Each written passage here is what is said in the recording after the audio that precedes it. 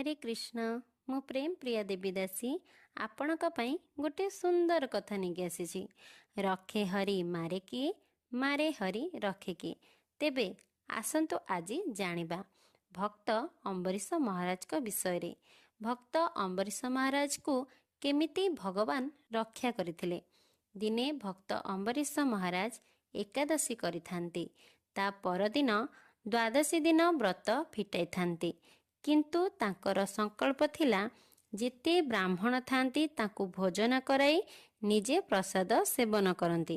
जेतेबेले से सब विधि विधान पालन करि सारिथिले सेई मुहूर्त रे दुर्वासा मुनि आसिकी पहुँचिले। दुर्वासा मुनि कहिले मु मोर शिष्य को नेकी आसीछि आपणक महल रे भोजन प्राप्त कराइबाकू। काहेकि ना एकादशी पारण समय गड़ी जाउथिला। समय बहुत कम थिला। अम्बरीश महाराज तांको विनम्र सहकारे कहिले आपण पाख नदी रे स्नान करिकी आसंतु, से पर्यंत आमे भोजनर व्यवस्था कर दउछु। दुर्वासा मुनि नदी पाखको गमन कले। एठारे दुर्वासा मुनिकर उद्देश्य थिला किपरि अम्बरीश महाराज को लज्जित कराइबे। दुर्वासा मुनि नदी को गले, स्नान कले। स्नान करिकी सेठी किछि क्षण समय बिताइले। एपटरे अम्बरीश महाराज सबु व्यवस्था करि देथिले। सबु व्यवस्था परे से अपेक्षा करिथिले केतेबेले दुर्वासा मुनि आसिबे, मु तांको भोजन प्राप्त करि सारिला परे व्रत फिटाइबी। समय गड़ी चली थाए, पारणर भी समय होई जाय थाए। अम्बरीश महाराज बड़ विद्वान थिले। से मने मने चिंता कले किपरि पारण फिटा जाय परिबो। पारणर समय तो गड़ी जाउछि। ब्राह्मण मानकु पचारिले जल ग्रहण कले पारण फिटा जाय परिबो कि?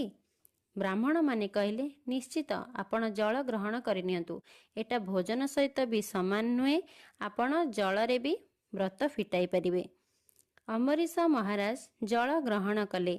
जेमिति अम्बरीश महाराज जल ग्रहण कले सेतेबेले दुर्वासा मुनि जणे महान जोगी थिले।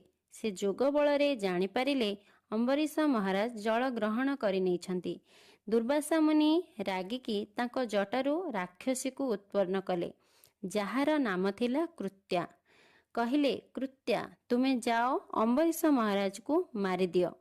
कृत्या जेमिति पहुँची देखिला बेलकू अम्बरीश महाराज हाथ जोड़िकी सेमिति छिड़ा होइछंती।